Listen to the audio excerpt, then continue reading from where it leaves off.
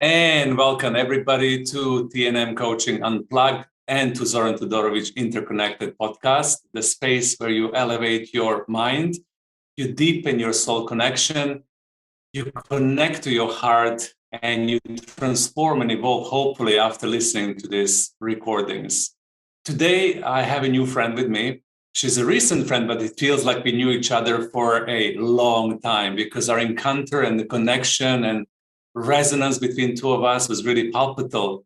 The first time when I met her, I was in her workshop and I was like, my God, she is a master. I was just talking to other people about how she was talking about tarot, where she was coming from, how she was really explaining it. I remember driving with three friends of mine, which is part of my men's group, and we were commenting in the car like, she's really, really a master. So I'm so happy that to invite Marianne Costa to join us today. So what do you need to know about her before we dive into this conversation? First of all, she's multi-creational being of light. This is a given because she's a master. So she's also professional actress. She is a singer. She's a writer as well, but she's also a tango dancer because she kept on inviting me to come and dance tango with you. I'm so busy, I don't have time to do it. And now she's going to move the country, so I'm never going to be able to dance tango with her. But maybe I go to Paris and maybe we dance tango in Paris. We never know. Let's see. She's also a writer. Her recent book is Tarot Step by Step. It's still not published in English, but it's published in Spanish and Italian, and very soon it's going to come into English. But if you're listening to us from this region, Spain and Italy, you can get this new book. She has also published the book, The Woman's Land, which was a novel, a long time ago, but not so long time ago. Then The Way of Tarot, with her partner at that time, Jodorowsky. Some of you might know him, some of you might not, but that was a really powerful book. I have it. It's a big book. It's a big piece of work. I was like, my God, it took them years to write this one. And also the recent Metagenealogy as well, that can also help you to study the family, the treasures and traps, and so on and so forth. So today we're going to explore tarot and what is Marianne's take on tarot. We're going to go to different places and hopefully we'll come to this space when you really understand how can you use this in your own life to elevate, to enrich, to become a better version of yourself. So welcome, Marianne. Hey, such an introduction. You shied me out completely. I know, I do this to people all the time. That's my signature. You know, it's so funny if you see the previous podcast, when I introduce people, they're like, oh my God, what am I going to say now? This is too much. But let's kind of ease ourselves into it. When we prepped, you told me that tarot is a game. So can we start with that? Why is tarot a game? Absolutely. So the conventional games of cards, as we know them, like the poker game, the ancestors of the poker game, came into Europe around 1370. We have record of that. And 1 century after, someone, and I'm not going into the historical details because historians are still fighting about this, but someone probably in Italy had the brilliant idea of creating a new suit that has given that has given birth to the whole notion of trump. As you know, when you play in bridge, you have a suit that becomes trumps. So the first name for it was the triumphs. And in the tarot, it was a new suit of 22 cards that were some kind of a comprehensive description of the human pilgrimage or journey through life in a way that was based in the Christian archetypes. You see angels, devils, etc. But that was also very like down to earth with much more like earthly archetypes like the emperor or like the lovers. And so it was an amazing technological invention. It's like, you know, the explosion of video games. You can think of it in those terms. And the game of tarocchi, it was initially called les trionfi, the triumphs, and then it becomes tarot or tarocchi. Again, let's not go into etymology, but basically it was all the rage in the 16th, 17th, 18th century, and all the way into the 19th century. Wow. So basically what we're working with is the equivalent of, you know, a video game or the Pokemon or something like that, except that it was based in the Renaissance mind. And so it's a game that works as a mandala, a description of the world. Anything else? Yeah, I mean, that's a good introduction how the game came to be. And then slowly, how did this game transform into the personal development tool or a tool that can help us understand the anatomy of our soul or understand the landscape of our life. How did that happen from your perspective? Yeah. So what we know from history is that from the beginning of the 17th century, there was a lot of creativity around the representation of this game throughout the 16th century. And in the beginning of the 17th, for economical reasons, France became the main country to produce tarot. And this tarot, which I have here, which for anyone who knows it a little bit will be familiar, which has come to be known as the Tarot de Marseille. It wasn't made in Marseille, but that's another story, became the main standard. So lots of different decks were produced, but with the same format, the same cards, the same numbers, the same drawings, etc. And as the game was losing vogue, like around the French Revolution and throughout the 19th century, something happened in Europe and in France in particular, because that is really a French event, where all the masonry started to be very important. In a parallel way, people started doing card reading. There was a very, very big trend in the 19th century of people reading anything like, bat dung, coffee leaves, like everywhere. And so people started on the one hand to read the cards, among other things, but like more in a more of like magic and kind of very gross kind of way, like you should do this, you shouldn't do this, like with fortune telling kind of way. And on the other hand, the world of masonry and the more and more growing world of esoteric and occult schools started to become interested in the tarot. The very first person who kind of like put his hands on it as if it was kind of a magic or esoteric game was a Mason called Cour de Guébelin.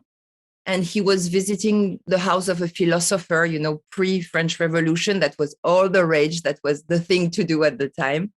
And he was a Swiss guy, not very interesting. And there were a lot of famous people there, like Voltaire and Diderot and, the hype people. And so he wanted to make himself interesting. He saw people at the game table and he started to say, oh, this is the whole story of Egypt. And he started to mythologize the tarot. And that was the start.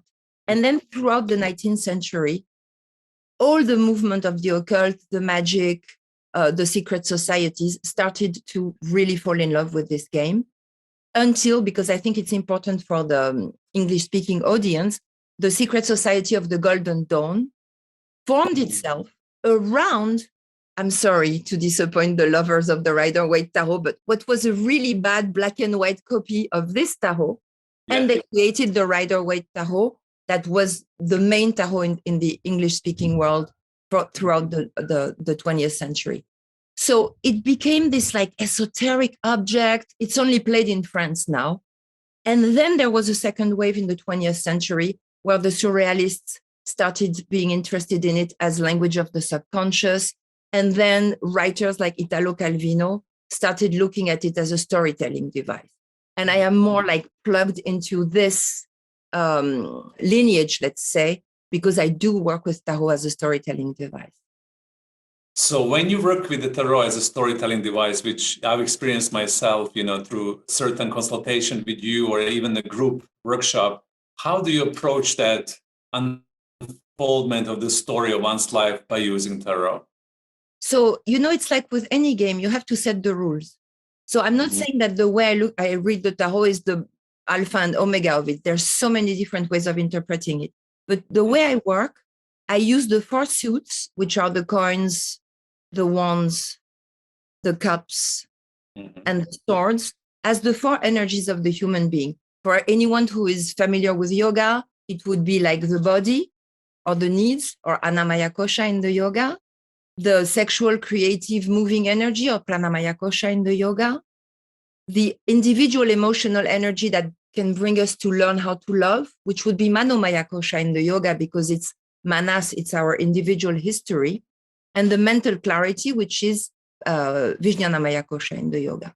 And so above all that, we have the language of the being, of the essential being, which is this journey of the major arcana. So I look at it as a complete mandala of the human being. I won't go into the details of the numerology, but basically I have in my mind, and when I teach, a very comprehensive vision of the tarot as a mandala of the complete realm of the human experience, whether it is in business or in health or in creative life, or in, sometimes I even do sexology with individual patients, or in psychology, or in how to project things, which would be more like life coaching or stuff like that. And I even sometimes answer to people who are really like asking for questions on their spiritual path. And we start to have an integral conversation where my idea is that they pick cards from the mandala, from the journey, and they set them on the table. So they can, it's as if they're unconscious. I take the bet that the unconscious knows somehow. Yeah. You could go into, Rupert Sheldrake and like form waves. Maybe we know what's in the card, even if it's turned. Let's not go into that. But let's say there's a beautiful saying that says that chance is the name of God when he or she travels incognito. So we take the cards by chance. I love that definition. That's such a good definition of chance. I should say they travel incognito. It's more gender fluid, but whatever. Yeah. And so you take your pick. Mm-hmm. The person who reads for you has to be deeply listening and deeply present. And the person who reads for you has to have some deep knowledge of the tarot, because we work as translators, the tarot readers. And then the cards appear, and in my head, I can connect them. It's like in astrology, with very intricate constellations of meaning. So it gives me kind of like almost as if it were ideograms or a mathematic formula that is kind of, it's both very precise. Any of my students would basically say the same as the very basic response. And then all the art is to let that turn into a poetic story that resonates for the person. And that's where what I would call the feminine or the concave comes into play, because of course intuition is working. Of course, resonance is at work. But also, I think in my own case, I operate from a point of view where I want to bet for the possibility of an enlightened solution. It doesn't mean to be all like kumbaya, everything's going to be okay, because I don't believe in that kind of fairy tale, way of looking at things. But I keep looking at the way, the answer can be kind of difficult, but then it becomes initiatic. If the answer is a huge, big yes, go for it, then I wonder why the person is even asking. And we go into why are they shy in front of their luck or talent? So it's a way of, I like to say that it's like when you have a very good producer on a movie and you shoot a series of alternate ending. And then when you edit the movie, you really see what is the right ending for the story. It's opening up the possibility for an alternate ending to the question. Am I making any sense? Absolutely. You're making so much sense. And of course, the timelines are fluid. Absolutely. So when somebody engages and chooses the tarot and he or she creates the mandala in front of you, and then you get it to the form of art, which is the poetic expression of who they are and what they are and how they can understand it on the level of the soul, absolutely the alternative endings will present themselves, because then they would engage, right? They would take responsibility, choice, action.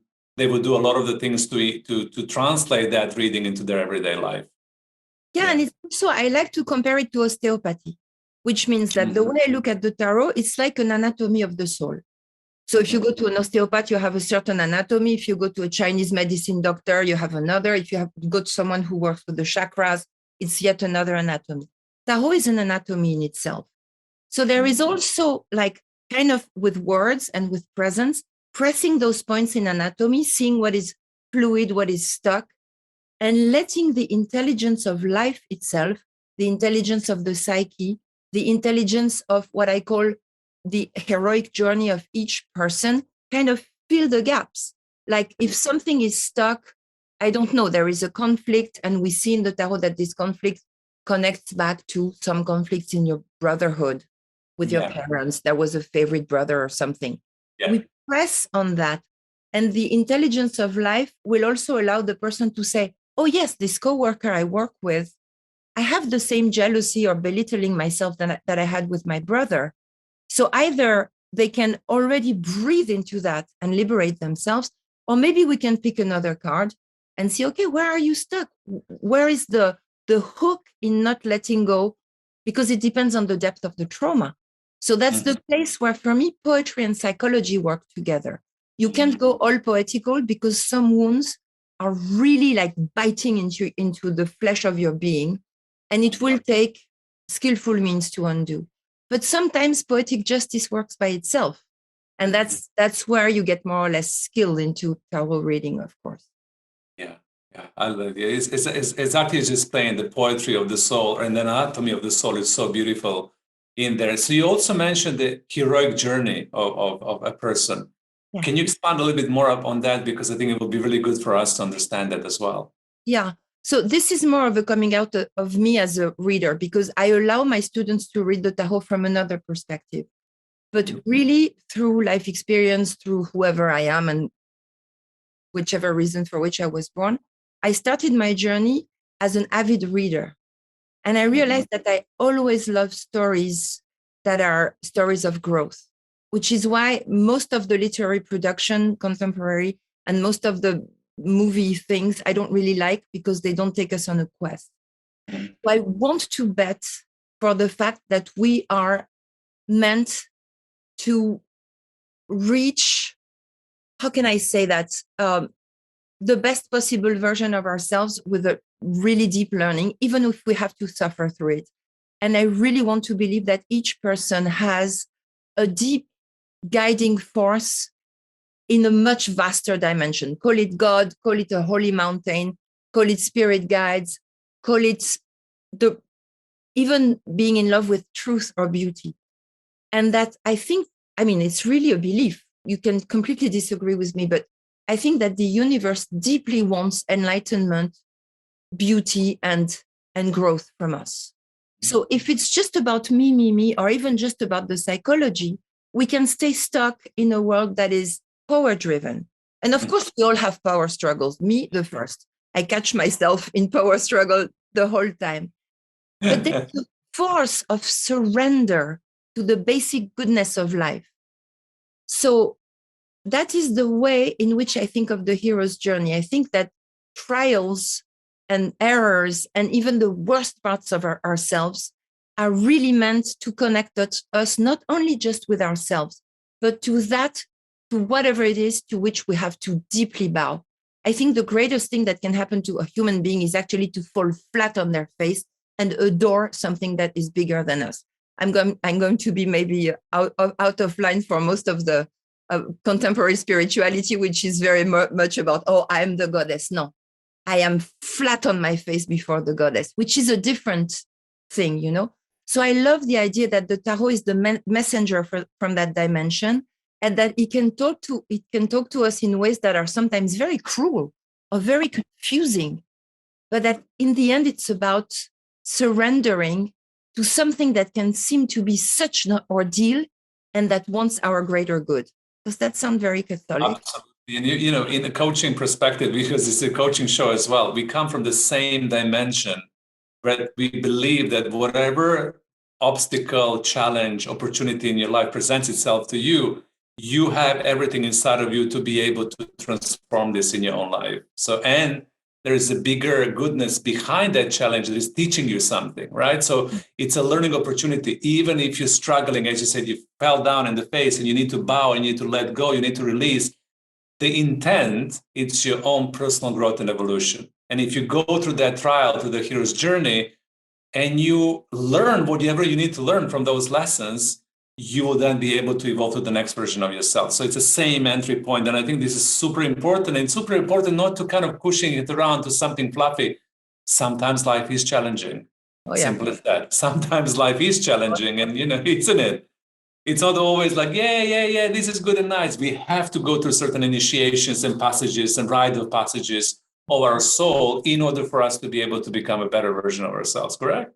Yeah, absolutely. There's another aspect of the tarot that I really like, and it's kind of binary, but it's not, is that the first and the last card, there are this traveler that doesn't have a number, and this literally it's a naked woman dancing. I've always seen them as the force of the sperm being called by the ovum. So it's an inseminating force. And the tarot being an object of the Renaissance, we have to see that Renaissance comes from the courteous love and this context in which the lady and the king or the lord were married for social reasons. But there was this third element, which was the knight. And so there was the initiatic love that most of the time was a chaste love. But there was this other version of love that supposed sometimes frustration, chastity, and things like that. So that we were both acting out of love in the real realm, and as Renaissance was, transmitting the land in the patriarchal way to the heirs, etc. But there was another aspect of love, which was the chosen aspect.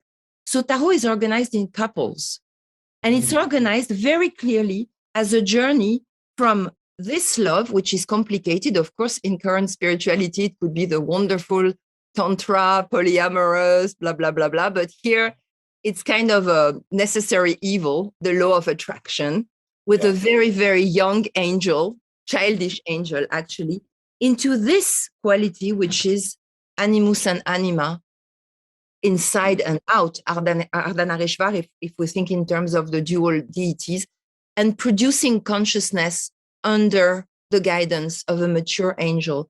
So it's very important because this is what brings us back to psychology, to mom and dad. And this is also the place where the tarot can be very tender and also welcome us in moments when we freak out, when we feel that we're the worst version of ourselves, when we don't know what to hang on to. And that's the moment when the heroic journey turns into what I call a healing fiction, which is that I've created a little revolution in the tarot. Normally, you mix the cards, you put them face down, and you take what fate gives you. That was the first part of our story. Right. When it's really too hard and the reading seems stuck, I tell the person, take the cards and pick the one you need. Pick the one you like. Oh, there's a woman with a lion. She's going to help me. I have to move out from Ibiza right now. I need this strength. So it's also the idea to have a repertoire of allies. It's not just to find it in myself. It's to see that if we cry for help and if we allow ourselves to choose help, it's going to come. And we can even break the rules and, choose cards on site. So that's kind of another level. Wow. But, in the last year and a half with the pandemic and stuff, I've been witnessing so much agony and people in really dire situations that I've tend to develop this kind of work because it feels like it's really needed right now. I don't know how that resonates for you. Maybe it's... Of course, I think that the gentle part of it is super important. And, right now, the collective consciousness is going through the huge hero's journey in itself, right? If you were to go from the individualization of looking from the lens of individual self into collective self, we're all in this together.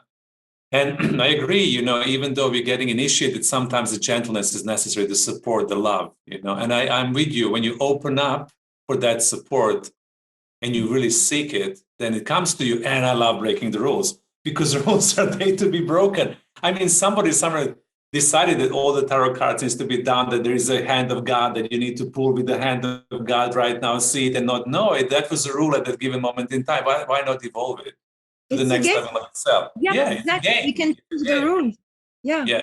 What I love about this is because every time I had a tarot reading in the past and with you, it really gave me such a beautiful, objective mirroring to where I am. It was like mirroring was impeccable. And this is for me, like I always, even now, I know the power of it. I'm always like surprised. How did the cards know that? I mean, it's just ridiculous to me. How did the cards knew to mirror this back to me, right? I'm asking myself the same question and I still don't have an answer. Yeah. And I think that's the reason why I keep going. It's like a long-term marriage. If there is still like this dimension of complete mystery in the other, you stay in love. Yes. It drives you. Yeah. Yeah, I love that. If there is a complete mystery in others, it drives you. So that's one. And the other one that is always wonderful for me is the guidance. So mirroring was there. But then if I was stuck, confused, in agony, like we all are going through things right now due to this crisis, there was a guidance there. And sometimes guidance was really gentle and really like, just do this adjustment and everything will fall into the place. And sometimes the guidance was like, okay, now you really need to work on this. I mean, you can't, ignore this any longer. Now you have to go through this, no matter what you think, no matter what resistance you have, you need to go through this as well.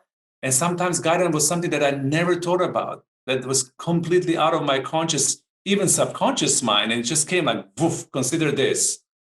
So I know that the power and how it impacts other people, it's absolutely amazing. Yeah. One of the things I really like with the tarot is that it has 78 cards. Most of the people just work with the trumps. But one of the things I really like is to work with the court cards. The pip cards, they don't look like anything. But if you know how to read them, they will give you very specific input as to change something in your thinking, observe something in your heart, do something with your creativity, change something in your life habits. And so I love to add those little, very detailed cards, because sometimes we go into the big concept. Oh, change, revolution, whatever, surrender. And then, you're here with your, like, going to buy the food. You have your packs of food and you need to, to go pick up the kids from school. And you're like, yeah, okay, but how do I do this right now? And that's what I love about the pip cards. They're so specific, and they have the same power of guidance, which is very well known in the major arcana. Yeah, I've experienced that. I remember in our conversation, there was one or two cards, just do this, don't do that. And it really changed my life, honestly. Those small, this is what I was talking about, small adjustments. And I remember all the time, it was one of the cards that told me, you're going to be hooked onto this. Don't get hooked and pulled into this situation, because it's a pattern that keeps on repeating in your life and you keep on being pulled into it. So right with that card, I was so mindful to recognize it when it was coming my way. I was like, oh my God, here it comes again. Okay, I got you, not right now. So how do I act in order to be able not to be hooked onto the same pattern? So the power, it's amazing. And what I love about your explanation of tarot is that you make it so scientific and artistic, because we even open the conversation that people have certain judgments around tarot. When I mentioned to people, oh my God, tarot, they're like, oh my God, there is a stigma and judgment. But when you talk about it, you have such a power and integrity. For me, this is science and art, and the beautiful language that you use, anatomy of soul, right? Yeah, it is. The tarot itself is based in Pythagorean numerology. It's based in the whole philosophy of the Renaissance. It is based in the iconography, the religious iconography of the time. It does have ground. It's just that most people, I come from comparative literature, studying history. So it's kind of my field, but most people, they go to it because they feel drawn to it. But sorry, I almost interrupted you, but I said, can I show you my new baby? Because the next step is that, okay, Tarot of Marseille is a holy structure, but what about oracles? So the thing I did recently, and you also experienced it, is that I took the Mexican bingo that has a watermelon, a tree, a woman on a little boat, a guy with a knife. So something that is completely like popular literature, etc. And I started thinking, okay, if everything can be initiatic, if I'm true to my belief that the hero's journey is everywhere, how can I work with the Mexican bingo? So my passion right now is to do a very tarot, like holy, like you say, scientific, psychological, the stuff I've been doing for the last 20 years. Then I'm like, it has also a little devil. I think it's the little devil of the Mexican bingo that inspired me. And I'm like, okay, so now let's try to see what the Mexican bingo has to say about it. And I was flabbergasted. Here's the little devil. I just love him. El Diablito. And I was flabbergasted because picking those things, those cards that have some of the cards are like the tarot, because if I go into the history, those bingos date back from the 1650s, and they were actually connected with the same iconography, but it's much more whimsical. But I realized that anything works. You can work with your children's books, like the characters of your children's books. You can work with your own heroes of childhood. You can work with a pantheon, even though you're not from that religion, like the Hindu pantheon, the Orishas pantheon. If you start considering a whole of images, whatever it is, as a potentially initiatic response, I think the universe is trying to, or God or whatever, is trying to talk to us in every possible way. So I kind of wanted to put the Mexican bingo in the midst of it because I'm so in love with it right now. I'm sorry, I kind of pressed it onto you, but it's also fun. What Mexican bingo brings its element of fun, I because you remember light you up through at this that time. one. Yeah. Through this one, the dancing and happy guy, El Negrito. He was actually a poet in the 18th century Mexico. So it's very important because it's not just about studying the tarot. It's about being able to, and that's a very shamanic, shamanic not in the sense of medicine, but in the sense more of contemplation shamanism, which is more my line in shamanism. It's being able to welcome any image that comes to me specifically as a vision quest, as the result of a vision quest, and receive the image, the tree, the sound of the bell ringing image or event, the eagle flying, or just the ant crawling in the grass, as wow, this is the message right now, and I've really learned that from tarot, oddly enough, because tarot develops the capacity to see. It's also a vision quest. Yeah, you expand your ways of seeing. So we're coming closer towards the end of our conversation. So we always love to ask our guests and teachers to give something that people might start practicing, as a result of listening to this. What would you like to challenge us to do or share with us? Yeah, well, I think exactly because I think not everybody who's listening has a tarot game. So what I would like to give you is an exercise in what I call healing fictions. And it's very simple. You sit quietly. You go through the 4 suits of the tarot, which means you go into your physical sensation, the soles of your feet, and kind of acknowledge that it's there. Then you dare to go into the sensation of your genital area, which is also your center of gravity. And you acknowledge the living energy in there, whatever it is right now. Then you go into your heart, and it might be pure or completely obscured with emotions, and you welcome the color of your heart as it is.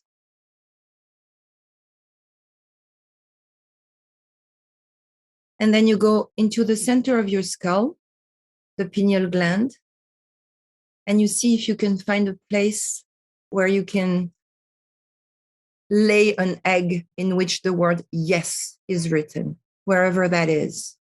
An egg of thinking that is pure yes. And from this place, you let a question or a slight difficulty, something that is slightly challenging you, arise from your body into your consciousness, and let it come from the body as much as you can. And just welcome it. Little sense of something that could maybe be easier. And you can sit it in front of you as if it were a friend coming to ask for help. And if you are an expert of the tarot, you can choose an archetype of the tarot and have it descend between the two of you. But if you don't know the tarot, choose any image that feels good.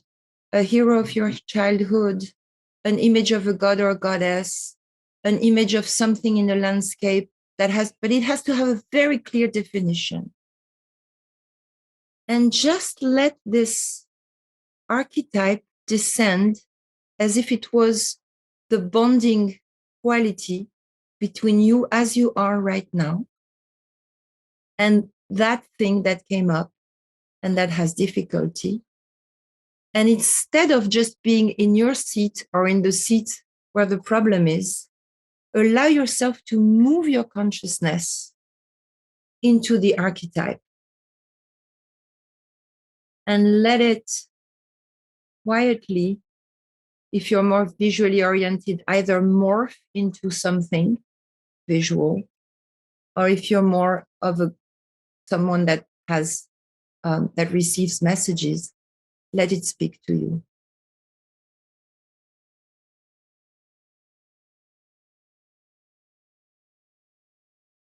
And whatever comes up, just let it flow. And the only thing I will ask you is to write down after it's done, what the difficulty was, which archetype came and what was either the message or the morphing into. It's a bit quick, but it works. And that's exactly what we need sometimes. We need something quick that works to help us out through this wonderful. I had a fish on a hook that turned into a mermaid. Right. That's wonderful. Very happy with mine. I had the fool upside down that turns into joy. Yes, exactly.